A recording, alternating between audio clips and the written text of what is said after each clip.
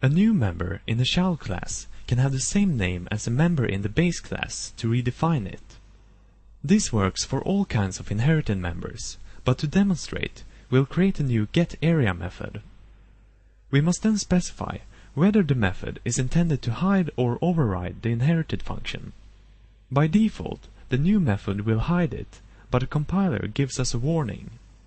To remove the warning, we use the new modifier to show that we actually intended to hide the inherited function and replace it with our own implementation. Before we can override a method, we must first add the virtual modifier to the function in the base class. This modifier simply allows the function to be overridden in the derived class. We can now use the override modifier to change the implementation of the inherited function. The difference between override and new is shown if we upcast the quadrant to a rectangle.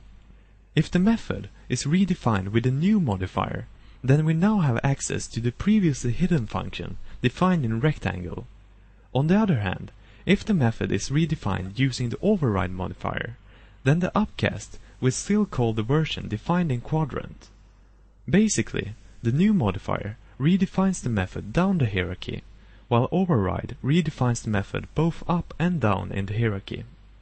If we want to stop an overridden function from further being overridden in classes that inherit from this class, we can declare it as sealed, which negates the virtual modifier. A class itself can also be declared as sealed to prevent any class from inheriting it. Note that the modifiers used here work in whichever order we place them in. There is a way to access the parent method even though it's overridden. To do this, let's create a constructor and call it from the main method. Now that we're in an instance method, we have access to the base keyword, which is a reference to the base class.